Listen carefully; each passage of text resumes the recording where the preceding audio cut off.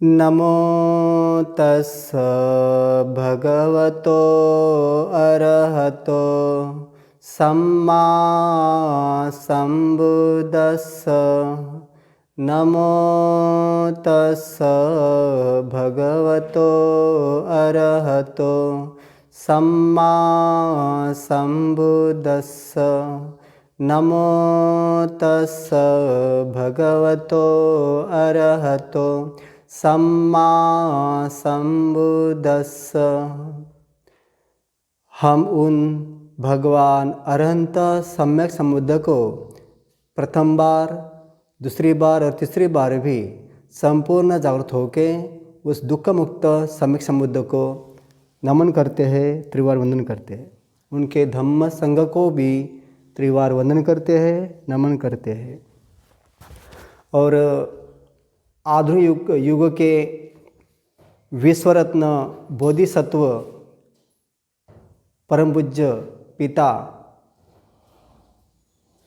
जिनके महान ऐसा नहीं हम पर ऐसे डॉक्टर साहब अम्बेडकर, इनके धम्म क्रांति में हमारा पूरा जीवन समर्पित। और आज के इस धम्म देशना में भगवान बुद्ध के काल की एक घटना है। विषय है कंजूस सेठ भी दाता हुआ।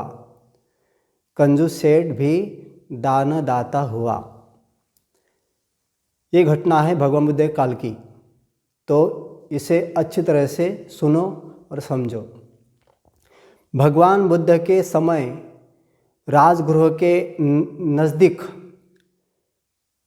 शक्कर नामक एक निगम था। उसमें कंजूस कोशीय नामक सेठ रहता था। उसके पास 80 करोड़ की संपत्ति थी। वह दूसरों को तिनके की नोक पर तेल की बूंद तक नहीं देता और न अपने खाता था। सो उसका वह धन न तो उसके स्त्री बच्चों के काम आता था, न श्रमण भिक्षुकों के काम आता था। राक्षस अधिकृत पुष्करनी की तरह व्यर्थ धन पड़ा था। एक दिन प्रातःकाल ही बुद्ध ने महाकरुणा समापत्ति से, दिव्य चक्षु दिव्य स्रोत से देखा। समापत्ति से उठकर सकल लोक धातु में उस दिन अवबोध प्राप्त कर सकने वाले बंधुओं को देखते हुए 45 योजन की दूर पर रहने वाले सेठ और उसकी भार्या पत्नी के श्रोतापत्ति फल प्राप्त कर सकने की संभावना को देखा। एक दिन पहले वह सेठ श्रेष्ठी राजा के उपस्थान सेवा में के लिए राजभवन को गया। राजा की सेवा में जा वापिस लौटते समय भूख से पीड़ित एक नागरिक को कलमास कुलथिखे भरे पुए खाते देखा और उसमें तृष्णा उत्पन्न कर घर जाकर सोचने लगा, यदि मैं कहूँगा कि मैं पुए खाना चाहता हूँ तो बहुत से लोग मेरे साथ पुए अनार से खाने वाले हो जाएंगे। इस प्रकार मेरा बहुत सा चावल, घी तथा गुड़ आदि खर्च हो जाएगा। इस कारण मैं किसी को नहीं कहूँगा। ऐसा सोच तृष्णा को मन में ही मन सहते हुए रखते हुए रहने लगा, जिससे समय गुजरने पर वह पांडु वर्ण हो गया। उसके गात्र धमनियों को जा लग गए तब तृष्णा को अधिक न सह सकने के कारण वह घर में घुसकर चारपाई पर लेटकर सोया पड़ा रहा। इतना होने भी धन हानि के डर से उसने किसी को कुछ न कहा। उसकी स्त्री भार्या ने अपने सेठ पति से पूछताछ कर जाना कि सेठ कुल मांस के पुए खाना चाहने की तृष्णा होने पर भी नहीं कह रहा है। तब उसने अपने सेठ जी से कहा, क्या तुम दरिद्र हो? अब इतने पुए पका दूंगी कि सारे शक्कर निगम वासी भी खा सकेंगे। वो कहने लगा, तुझे उनसे क्या, वह अपने कमा कर खाएंगे। अच्छा तो इतने ही पकाऊंगी कि जो एक गली के लोगों के लिए ही पर्याप्त होंगे। वो कहने लगा, जानता हूँ कि तू बड़ी धनवान है। अच्छा तो उतने ही पकाऊंगी जो अपने घर वाले सब के लिए पर्याप्त हो। वो पुनः कहने लगा, तुझे इनसे क्या? अच्छा तो उतने ही पकाऊंगी जो तेरे लिए और मेरे लिए पर्याप्त हो। तो वो फिर से कहने लगा, तू उसमें क्यों? अच्छा तो उतने ही बनाऊंगी जो अकेले तेरे लिए पर्याप्त हो।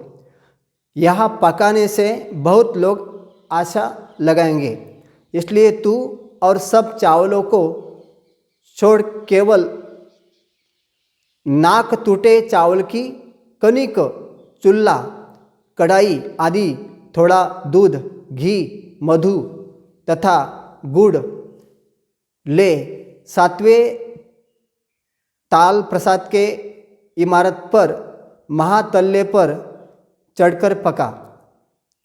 वहाँ मैं अकेला बैठकर खाऊंगा।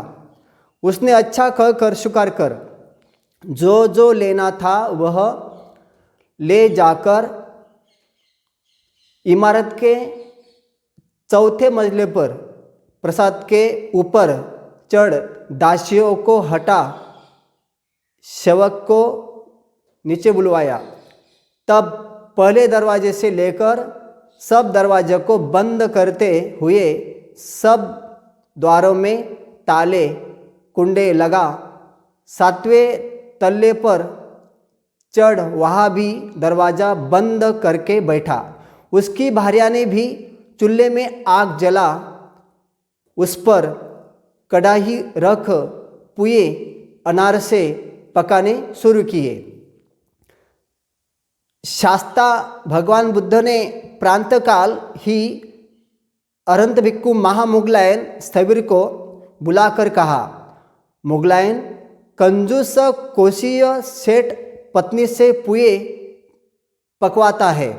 तू वहाँ जाकर उस कंजूस सेठ का दमन कर उस निर्विकार बना पति पत्नी दोनों को पुए और दूध, घी, मधु, गुड़ आदि लिवा कर अपने बल से उन्हें जैतवन ले आ। आज मैं 500 भिक्षुओं सहित विहार में ही रहूँगा और पो का ही भोजन करूँगा। उसने अच्छा भंते कहकर स्वीकार किया। उसी समय अरहंत भिक्खु महामुगलायन स्थविर ने अपने वृद्धि बल से उस निगम में पहुंच उस इमारत के 4थे तल्ले पर अपने ठीक से चिवर पहन ढकी हुए आकाश में स्थिर होकर मणि मूर्ति की भांति ठहरे। अरहंत भिक्खु महामुगलायन स्थविर को देख सेठ का हृदय कांपा। मैं ऐसे के डर से इस जगह आया, सो यहाँ आकर भिक्खु खिड़की पर खड़ा हो गया है।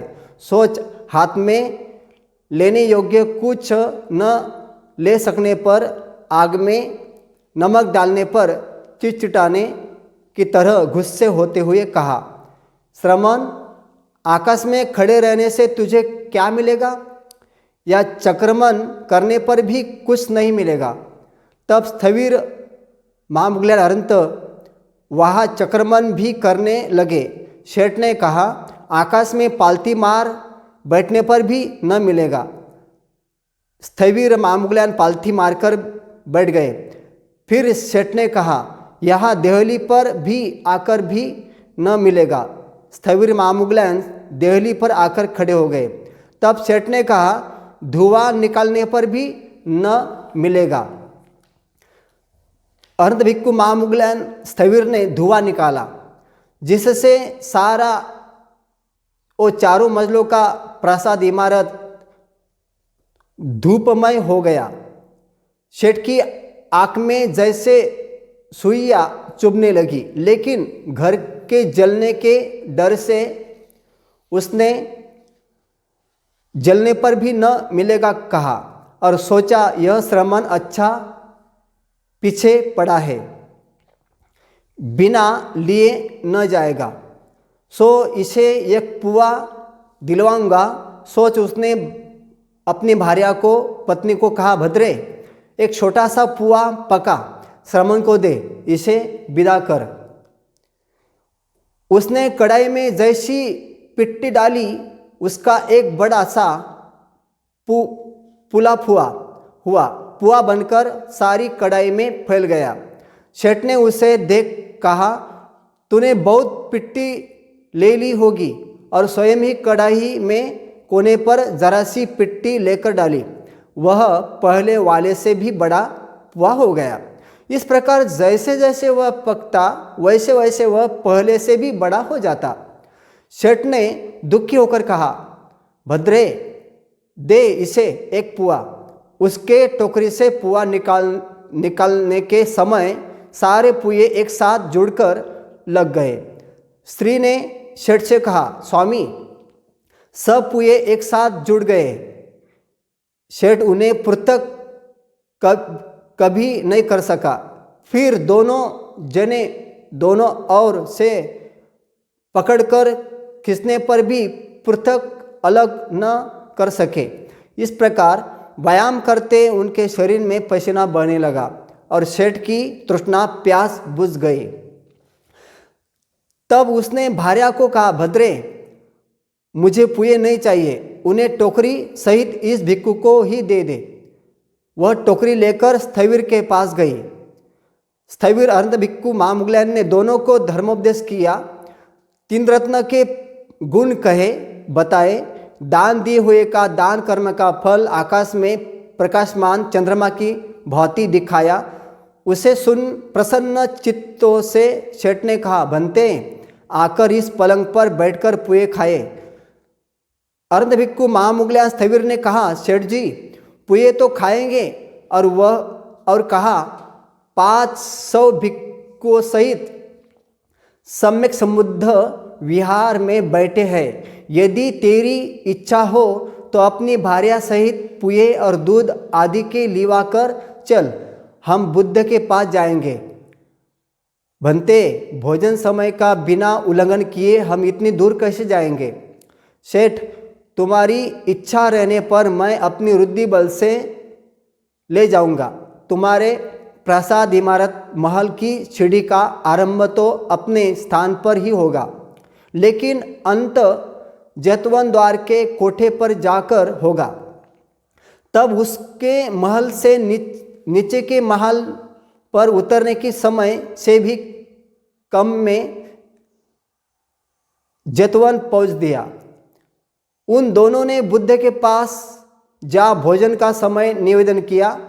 भिक्खु संघ सहित बुद्ध दानशाला में प्रविष्ट हो बिछे श्रेष्ठ आसन पर बैठे। सेठ ने बुद्ध प्रमुख भिक्खु संघ को दक्षिणा दान, तथागत के पात्र में पुए रखे। सम्यक समुद्र ने उतने ही लिए जितने अपने लिए काफी हो। 500 भिक्खुओं ने भी वैसे ही लिए। सेठ दूध, तूप, मधु तथा शक्कर देता गया। 500 भिक्खुओं सहित सम्यक संबुद्ध ने भोजन समाप्त किया। सेठ ने भी भार्या सहित अपने पत्नी सहित आवश्यकता भर खाए, लेकिन अंत नहीं होते दिखाई दिया। सारे विहार के भिक्षुओं तथा बाहर के भिक्षमंगों आदि को देने पर भी खत्म होते न दिखाई देते थे। उन्होंने भगवान से कहा, भंते पुए खत्म नहीं होते। शास्त्र ने कहा, तो उन्हें जतवन के द्वार कोठे में फेंक दो। सो उन्होंने द्वार कोठे के समीप एक गड्ढे में डाल दिए। आज भी वह स्थान कपल पुव बप्पार ही कहलाता है। तब सेठ भार्या सहित भगवान के पास जा एक और खड़ा हुआ। भगवान ने दान का अनुमोदन किया। अनुमोदन की समाप्ति पर दोनों श्रोतापत्ति फल में प्रतिष्ठित हो बुद्ध को सम्यक संबुद्ध को प्रणाम कर द्वार कोठे से पीढ़ी पर चढ़कर अपने प्रसाद में जा पहुँचे। कोशीय सेठ 80 करोड़ धन बुद्ध शासन के लिए ही खर्च करने लगा। एक दिन सम्यक संबुद्ध श्रावस्ती में भिक्षा मांग जैतवन में आ भिक्षुओं को सुगतो उपदेश दे गंधकुटी में प्रवेश कर ध्याना अवस्थित रहकर शाम को धर्मसभा में आए। उस समय धर्मसभा में इकट्ठे बैठे हुए भिक्षु महामुगला स्थविर की प्रशंसा कर रहे थे। आवसो, महामुगला स्थविर का प्रताप देखो। कुंजुस सेठ का दमन कर फल में प्रतिष्ठित करा दिया। उस समय भगवान सम्यक संबुद्ध ने आकर पूछा, भिक्षुओं बैठे क्या बातचीत कर रहे हो? यह बातचीत करने पर शास्त्र ने कहा, भिक्षुओं जिस भिक्षु को किसी कुल का दमन करना हो वह उसे बिना पीड़ा दिए तंग किए जैसे भ्रमर फूलों से रेणु लेते हैं, उसी प्रकार कुलों को बुद्ध गुणों का परिचय देना चाहिए। वह स्थविर की प्रशंसा की। यथापि भ्रमरोपुफं वन्नगंध अहेठयं पालेति रसमादायं। यह उसे कर्म फल संबंध का ज्ञान कराया है। कह पूर्व जन्म की कथा बताई। पूर्व काल में वाराणसी में ब्रह्मदत्त राजा राज्य करता था। उस समय यही सेठ इल्लिस नाम से पैदा हुआ था। उसके पास भी 80 करोड़ का धन था, लेकिन वह पुरुष के दुर्गुणों से युक्त लंगड़ा, लूला तथा बहरा, अश्रद्धावान, अप्रसन्न चित्त कंजूस सेठ ने अपने खाता था और न ही किसी को देता था। उसका घर ऐसा ही था जैसे राक्षस से अधिकृत पुष्करणी। उसके माता पिता 7 पीढ़ी तक दानपति रहे थे, परंतु इस सेठ ने कुल प्रथा का नाश कर दानशाला को बंद कर याचकों को पीटकर निकाल केवल धन का ही संग्रह किया। परंतु इल्लिस सेठ वाराणसी राजा की सेवा में जाकर अपने घर लौटते समय उसने एक थके हुए नागरिक को रास्ते में एक शराबी की सुराही ले पीठे पर बैठ उस खट्टी शराब से कसोरा मटकी भरकर सड़ी हुई मछली खा खा कर पीते देखा। यह देख उसके मन में शराब पीने की इच्छा हुई और वह सोचने लगा, यदि मैं सुरा पीऊँगा तो मेरे पीने पर देख और बहुत लोग साथ में पीने की इच्छा करेंगे। इस प्रकार मेरा धन खर्च होगा। तृष्णा को मन रखकर धूपने से कुछ समय बीतने पर उसने सह सकने के कारण उसका शरीर धुनी हुई रुई की तरह सफ़ेद हो गया और उसका गात्र धमनी से जा लगा। वह घर में घुसकर चारपाई पर सिमट कर सोया पड़ा रहा। उसकी पत्नी ने पीठ मलते हुए पूछा, स्वामी तेरा क्या रोग है? सब पता लगने पर कहा, अच्छा तो उतनी शराब मैं बनाऊंगी जितनी तेरे अकेले के लिए काफ़ी हो।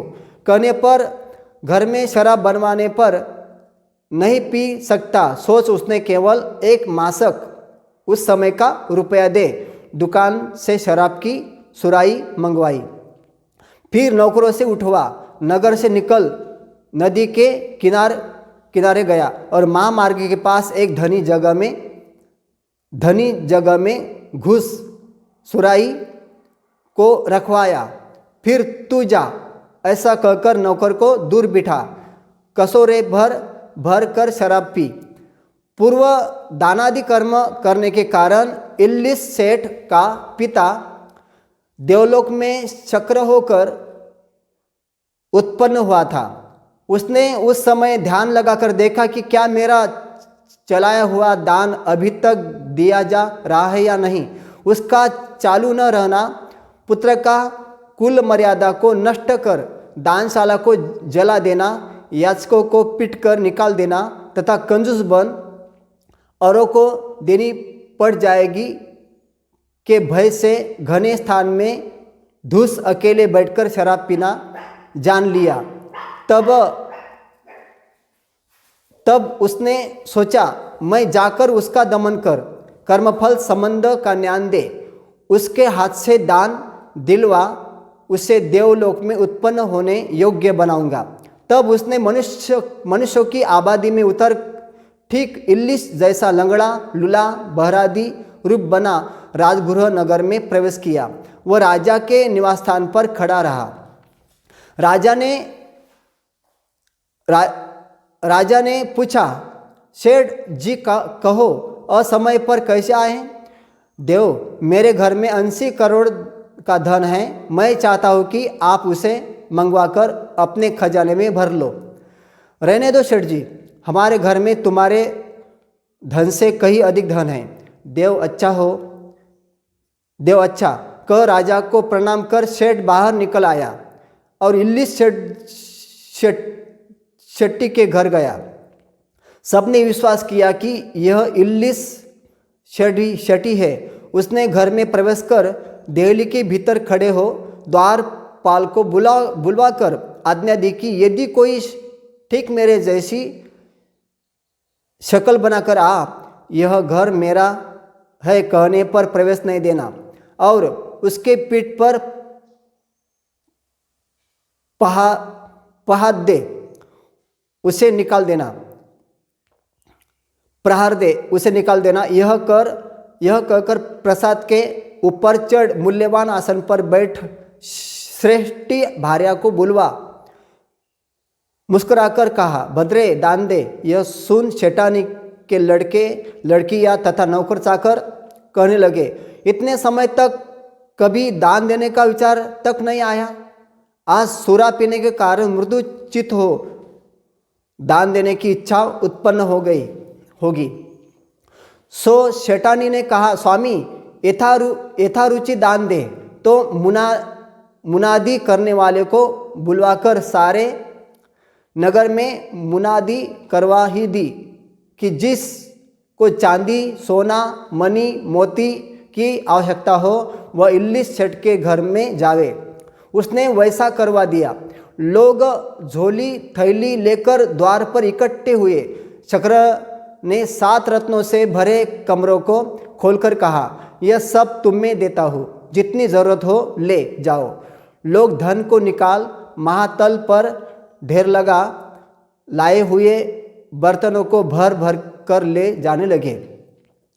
एक जनपदवासी नागरिक इल्लिस सेठ के ही रथ में जोतकर उसे 7 रत्नों से भर नगर से निकल महामार्ग पर जाता हुआ उस धने स्थान से कुछ ही दूर रथ को हाँकता हुआ इल्लिस सेठ की प्रशंसा करता हुआ जा रहा था।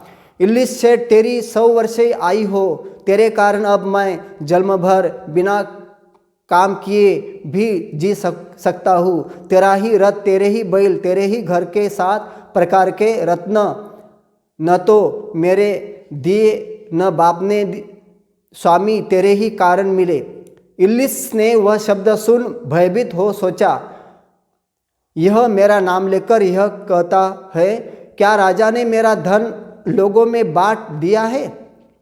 यह सोच से निकल बैलों तथा रथ को पहचान, अरे चटक, यह मेरे ही बैल और मेरा ही रथ है। ऐसा कहकर जाकर बैलों की नकेल पकड़ ली। गुरुपति रथ से उतर, अरे दुष्ट चटक, इल्लिस मासेठ सारे नगर को दान देता है, तू क्या लगता है? कहकर झटक कर बिजली गिराते हुए के तरह इल्लिस के कंधे पर प्रहार दे रथ लेकर वह गृहपति चल दिया। उसने कांपते हुए उठकर धूलि को झाड़ तेजी से जाकर फिर रथ को पकड़ा। गृहपति रथ से उतर बालों से पकड़ झुका, बांस की चपटी से मार दे, गले से पकड़, जिधर से आया था उधर मुंह कर धक्का दे नागरिक अपने चल दिया। इतने में उसका शराब का नशा उतर गया। उसने कांपते कांपते जल्दी से घर जा धन लेकर जाते हुए मनुष्य को देख, भो यह क्या? राजा मेरा धन कहाँ है? कहकर जिस किसी को पकड़ना शुरू किया।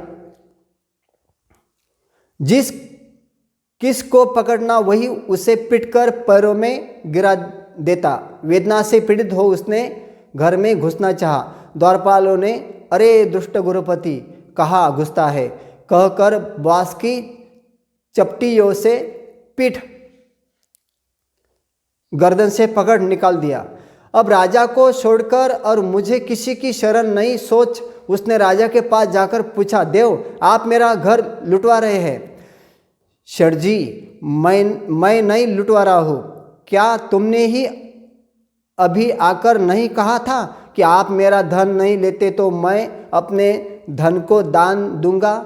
और नगर में मुनादी करा, अपने दान दिया। देव, मैं आपके पास नहीं आया। क्या आप मेरे कंजूस होने की बात नहीं जानते? मैं किसी को तिनके के कोने से एक तेल की बूंद तक नहीं देता। देव, जो यह दान दे रहा है उसकी बुलवाकर परीक्षा करे।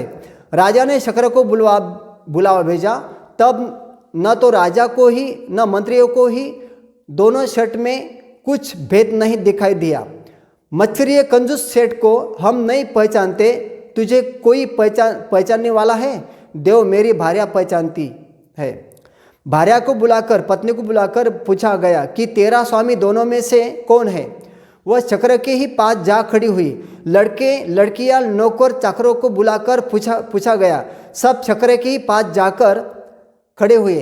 तब सेठ ने सोचा, मेरे सिर के बालों से छिपी एक पुंसी है, उसे केवल नाई ही जानता है, सो उसे बुलवाने का सोच।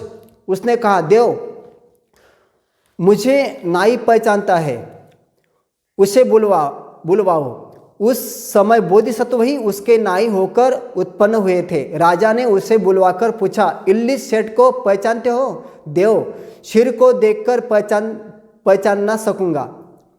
नाई ने कहा, अच्छा, तो दोनों के सिर को देखो।